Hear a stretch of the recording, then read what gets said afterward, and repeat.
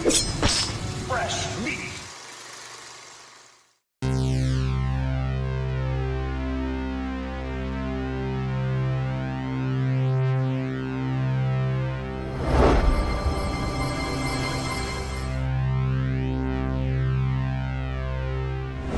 This is one of those films that was rumored to have much more to offer at the time of its original release, and that it took almost 30 years to be seen. This is a film that Barker fans around the world have wanted in one way or another, and it's here that we'll take a closer look at the director's cut.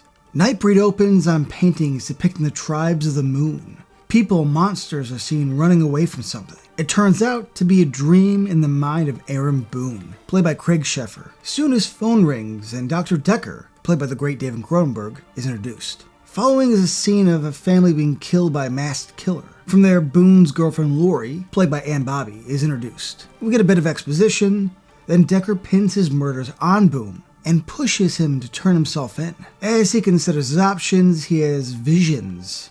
Burns all this stuff. He's evolving fast, all while his girlfriend sings in a bar. Yet not all is what it seems. You see, Boone has been drugged and ends up in a hospital. Decker plots against him. And there he meets his first person, who speaks of Midian. Things go sideways. Decker makes sure Boone will take the fall. He then runs away and finds Midian. After passing out, he's awakened by a dog and his monster. Then more monsters. Boone tells them that he wants to join, but it's not that easy. He gets bitten and is considered meat for the beast. A chase ensues. Boone escapes, but is ambushed by Decker and shot to death. We skip to Lori identifying him at the morgue. She gets interviewed by the cops. Boone is autopsied. He wakes up, heads back to Midian, gets taken in, and becomes one of them. Decker is shown to be the killer, and Lori goes looking for Midian. On her way, she becomes best friends with Cheryl Ann, played by Deborah Weston. They road trip together, and Cheryl's quickly dispatched, like proper killer fodder. While this goes down, Lori finds her way to Midian, where she meets a beast dying in the sun. She saves her and gets some exposition about the monsters. She explores, comes back, finds Cheryl dead. Decker reveals himself. He's a slippery prick. She runs back to Midian. He chases her. Boone wants to save her. As she meets more monsters, passes out. In the meantime, Boone has become one of them. I want to thank you guys for watching Show Me the Sequel and ask that if you enjoy our shows, please subscribe to our channel right now. Like this video and click on the bell so you can be notified each time a new video goes up. And now, back to the show. Decker heads to a gas station, calls the local cops, kills the attendants, and proceeds to manipulate the cops. In Midian, Lori wakes up in a coffin and has visions. She goes to explore, and it's here the whole village is discovered. And we get more of Midian and its residents. Boone goes back to the motel with Lori. They find dead bodies. The cops show up, arrest Boone. Having been declared dead before, they check and find out that he's, still dead. Decker has his mind made. He wants the monsters killed, dead now, and Midian destroyed. They get to Midian, a monster is killed. Decker wants more blood. Lori gets picked up by Rachel, and they break Boone out. Decker convinces the cops to go to Midian, guns blazing. They bring a priest along as he has mentioned that Midian is biblical. We get more of the village during a gun battle, but the cops are having the upper hand. Boone and his crew rush back and try to stop them, but the cemetery is overrun by cops. Monsters show themselves to protect their tribe. It all becomes a bit fire and brimstone, but they traverse on, and Boone leads the resistance. We get lots of violence and death. This all leads to a battle between Decker and Boone, with Decker's comically large knives. Awesome. Of course, Boone wins the battle and Decker is shown dead in the village. Boone and Lori are now safe. He goes back to the heart of Midian, meeting the being known as Baphomet. He gives Boone a mission to save and restore him, making Boone into Cabal. The priest witnesses it and is fascinated. They leave Midian as it blows up. Lori wants to go with Boone but can't. She gets shot and dies, but is then turned into a monster and, like Boone, is restored to life. What's left of the tribe of the moon is shown to the child asking what is in store for them. The film closes on a painting of Boone, now Cabal, and Lori prophesized to be something more. Nightbreed has kept the attention of its fans for over 30 years by bringing a story about outcasts, about monsters, and heroes. The film has been seen in 3 iterations, first in its theatrical cut at 102 minutes, as the much-awaited Cabal cut at 144 minutes, which was seen at film festivals around the world, and in its current Blu-ray release at 120 minutes.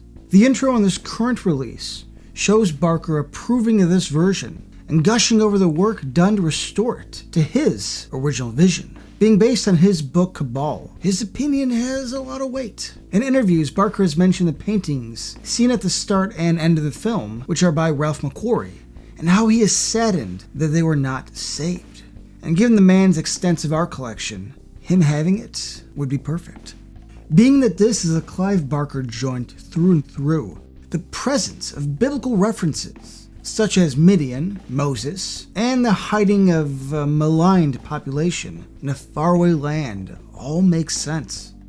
This is not his first go at adding elements connected to the Bible, as it's always at least a bit a part of his work. The film here goes the full-on monsters as heroes route and really nails it. Some have even referred to these characters as the first X-Men. This is a piece by Clive Barker from start to finish, with Barker having written the book it's based on, being credited for the screenplay, and being the director of the film. This was clearly his baby, in the same way that Hellraiser was. The man knows his monsters, fears, and what makes people tick when they have an affinity for the dark side. As a director, Barker has made 2 short films and 4 features, all based on his own writing work. Hellraiser may be his best and most popular bunch, but Nightbreed is up there, due to the concepts at play and the quality the monster makeup he brought to the screen. Of course, a ton more of his stories and books have been brought to the screen by others, with varying degrees of success. For every Candyman, there are 2 or more Hellraiser sequels.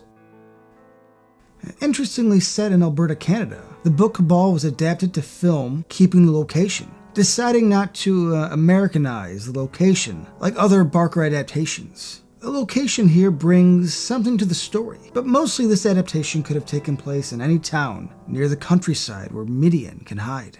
Made for $11 million, Nightbreed was set up for Barker in terms of what he could do and what he was allowed to do with the money. The majority of the special effects are practical, run by a talented crew including Tony Gardner, whose work can be seen in everything from Cocoon, Seed of Chucky, and so many more. The work put into each of the Tribes of the Moon members is excellent, giving them each a personality, a look, and that creepy Barker factor. Each of these monsters has a backstory which was used in their creation, and which is a fun thing to look into for fans of the film.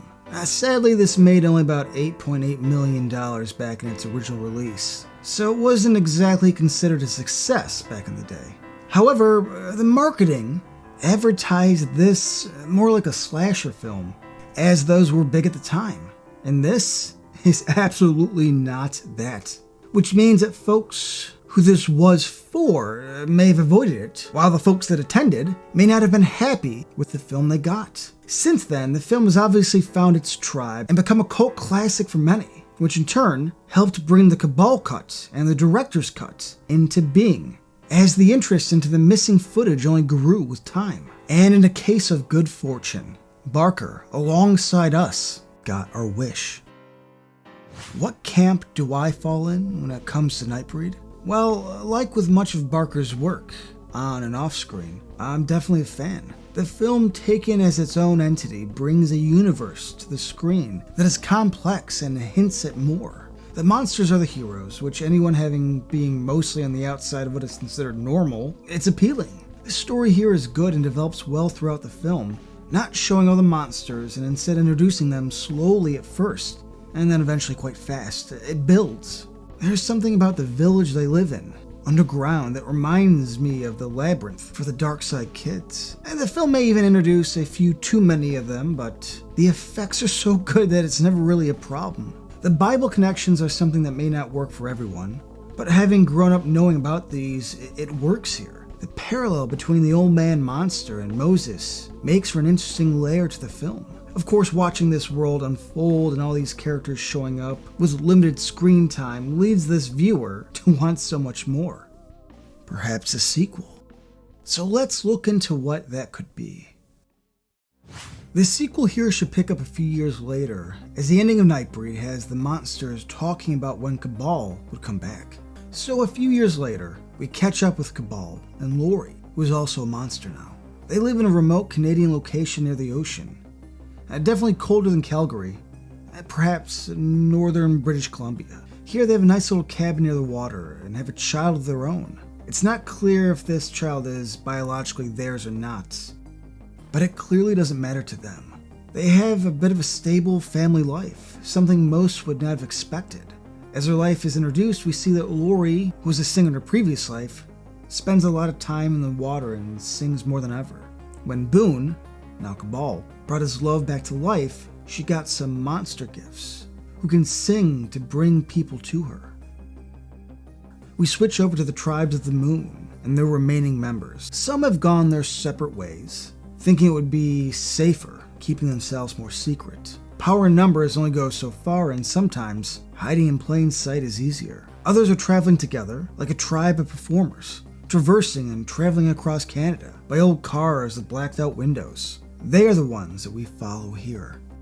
As they go through a small town in the north, Babette is now a young adult, and her connection to Laurie, who once saved her life, is strong. She sees and dreams some of the things Laurie goes through, from her transformation to her siren self to her current life. However, Babette cannot fully see where she's located. All she knows is that it's cold and near the water. So the tribe travels around, following the news and papers about sightings of odd people and activity that could fit because, yes, the wind is supposed to let them know, but this might be faster.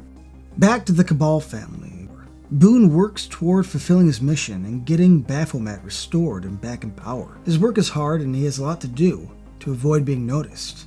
As he does his work, Laurie works to support the family while learning of her new powers. They both raise their child. On the road, the tribe meets a few new monsters as they travel through the country. Some are monsters they knew, but we never saw. Others are new even to them. A few young ones, some who look a lot like members of the tribe who perished in the Midian battle. With this new ragtag group of monsters, they travel as best they can, waiting to hear of where Cabal might be. Then, one day, Cabal makes a breakthrough in restoring Baphomet. He has made yet another risky trip back to Midian, and a local sold him remnants of the old village. And this, a book by the old man, the baptizer, with important writings. This book contains artwork that is clearly by Barker, as he has a specific style and a lot of writings in multiple languages. As he works to decipher it all, he awakens something, a spirit of sort. Something becomes the mythical wind, which is what the tribe is waiting for. As they have made their way partially west, after visiting most of the eastern Canadian provinces, the tribe follows the guidance of the wind. This wind brings them closer and closer to Cabal. This leads Babette to have more of a powerful connection to Laurie, thus being able to help pinpoint where they need to go. Of course, they meet a few enemies along the way, including surviving family members of the chief of police, who went so hard after them. While he may have changed his tune and wanted to join them before dying, his kin are not interested. They want vengeance. They want to see all the monsters eliminated. Of course, the tribe faces off, seemingly win and continue on their way, not knowing that something else is on their tail. Once they get to the cabin, they discover an almost fully restored Baphomet hidden in the forest. There, Cabal and Laurie welcome them. As Babette meets their child, she notices something they may not have seen. This child can live in the dark or the sun, but also a monster, a human form of a snow asset. I'm not sure if I pronounced that right. A sort of weasel can survive in cold temperatures and stay outside extended periods of time. Not long after their arrival, a person on their trail shows themselves, and it's a disfigured Decker who somehow survived being stabbed, tossed into the village, and burned alive. We're going 80s style here, folks.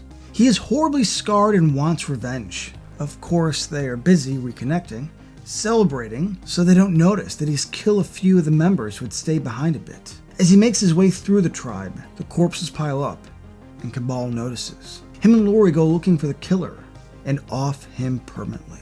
To be sure, the tribe gathers and offers his body in a gift to Baphomet to finish the ritual of bringing him back. Alright, there you go. This could easily be a sequel for Nightbreed, potentially opening the possibilities to a full-fledged franchise. Hell, it could even lead into a TV series, a long-form storytelling. But one can wish.